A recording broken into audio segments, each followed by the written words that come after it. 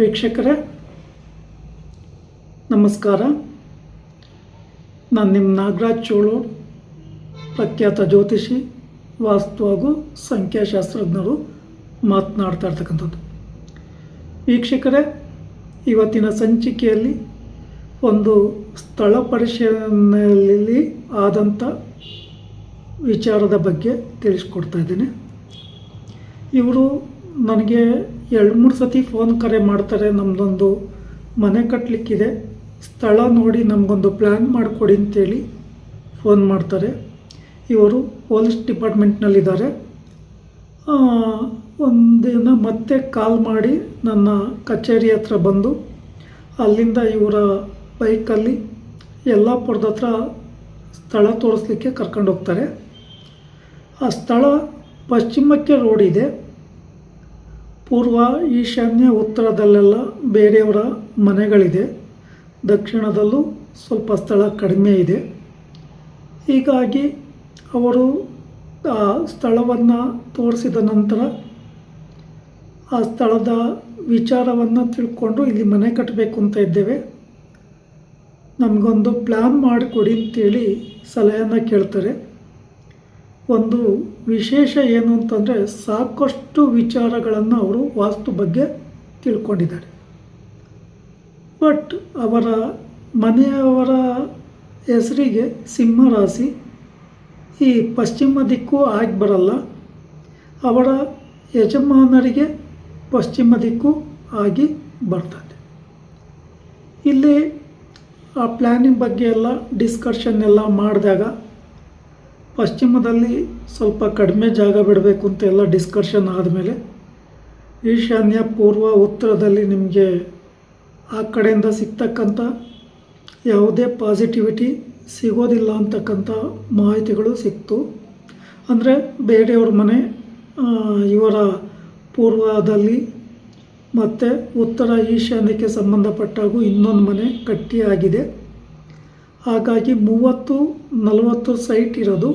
But ಅಷ್ಟರಲ್ಲೇ ಈಗೀಗ plan ಬರುತ್ತೆ ಅಂತ ಎಲ್ಲ ವಿಮರ್ಶೆ ಮಾಡಿ ಆದಮೇಲೆ ಪಶ್ಚಿಮ ವಾಯುವ್ಯದ ಉಚ್ಚ ಸ್ಥಾನದಲ್ಲಿ ಬಾಗಿಲಿಟ್ಕೊಳ್ಳಿಕ್ಕೆ ಡಿಸಿಷನ್ ತೊಗೊಂಡಾಯಿತು.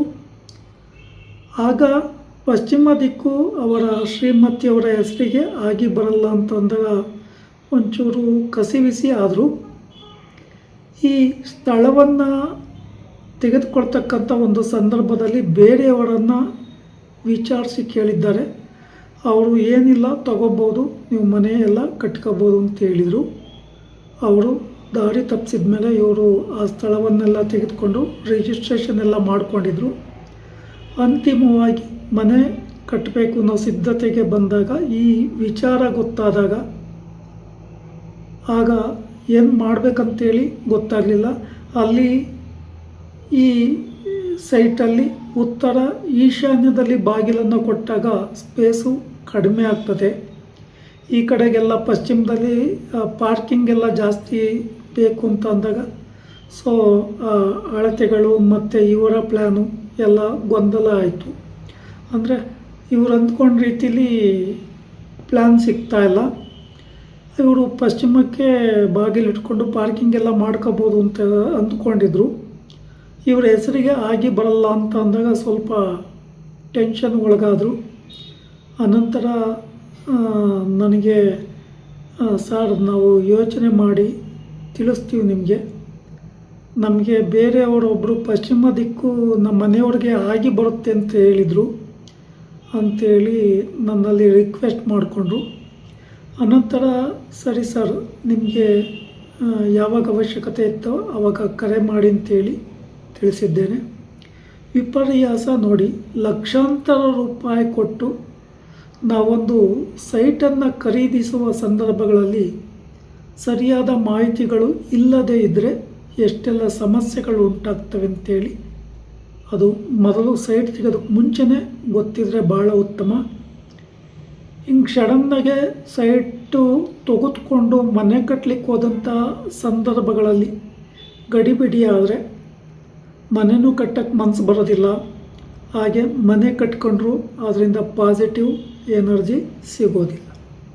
ಹಾಗಾಗಿ ಯಾರೇ ಆಗಲಿ ನಿಮ್ಮ ರಾಶಿಗೆ ಯಾವ ದಿಕ್ಕು ಆಗಿ ಬರ್ತತೆ, ಯಾವ ಕಡೆ ಮುಖ್ಯ ಬಾಗಿಲನ್ನು ಇಟ್ಕೋಬೇಕು, ಈ ವಿಚಾರಗಳನ್ನು ಪೂರ್ಣವಾಗಿ ತಿಳ್ಕೊಂಡು ಆ ಸ್ಥಳ ಖರೀದಿ ಮಾಡೋದಕ್ಕೆ ಮುಂಚೆನೇ ವಾಸ್ತು ಪ್ರಕಾರ ಮನೆ ಕಟ್ಟಲಿಕ್ಕೆ ಸಾಧ್ಯ ಇದೆಯಾ, ಅಥವಾ ಅಲ್ಲಿ ಇನ್ನೇನಾದರೂ ನೀವು ಮಾಡಬೇಕಂತಂದರೆ ಶಾಪ್ಸ್ ಮಾಡಬೇಕು ಅಂತ ಇದ್ದರೆ, ಅಪಾರ್ಟ್ಮೆಂಟ್ ಕಟ್ಟಬೇಕು ಅಂತ ಇದ್ದರೆ, ಅಥವಾ ಫ್ಲಾಟ್ ಕಟ್ಟಬೇಕು ಅಂತ ಇದ್ದರೆ ಮೊದಲೇ ಸರಿಯಾದ ವಿಚಾರಗಳನ್ನು ತಿಳ್ಕೊಂಡು ಆ ಸ್ಥಳವನ್ನು ತೆಗೆದುಕೊಂಬೋದು ಭಾಳ ಉತ್ತಮ.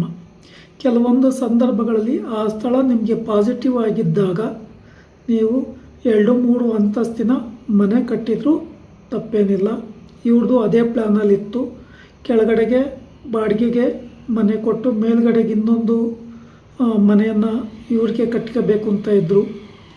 ಆದರೆ ಕೆಲವೊಂದು ಕನ್ಫ್ಯೂಜೇಷನ್ ಇವ್ರಿಗಾದದ್ರಿಂದ ಯೋಚನೆ ಮಾಡಿ ಮಾಹಿತಿಯನ್ನು ತಿಳಿಸ್ತೀವಿ ಅಂತ ಹೇಳಿದ್ದಾರೆ. ಅಂದರೆ ಉದ್ದೇಶ ಇಷ್ಟ ವೀಕ್ಷಕರೇ, ನೀವು ಎಲ್ಲೇ ಸ್ಥಳವನ್ನು ತೆಗೆದುಕೊಳ್ಳಿ, ಸರಿಯಾದ ಮಾಹಿತಿಗಳನ್ನು ತಿಳ್ಕೊಂಡು ಆ ಸ್ಥಳದಲ್ಲಿ ಮನೆಯನ್ನು ಕಟ್ಕೊಂಡು ನಿಮಗೂ ಅಥವಾ ಬಾಡಿಗೆಗಿದ್ದವ್ರಿಗೂ ಎಲ್ಲರಿಗೂ ಶುಭ ಫಲ ಸಿಗುವ ಹಾಗೆ ನೀವು ಆ ಬಗ್ಗೆ ಗಮನ ಹರಿಸೋದು ತುಂಬ ಒಳ್ಳೆಯದು. ವೀಕ್ಷಕರೇ, ಈ ವಿಡಿಯೋ ಇಷ್ಟ ಆಯಿತು ಅಂದರೆ ಲೈಕ್ ಮಾಡಿ, ಶೇರ್ ಮಾಡಿ, ಫಾಲೋ ಮಾಡಿ, ಆ ಲೈಕನ್ನು ಒತ್ತಿ, ಬೆಲ್ ಐಕನ್ ಒತ್ತಿ. ನಮಸ್ಕಾರ.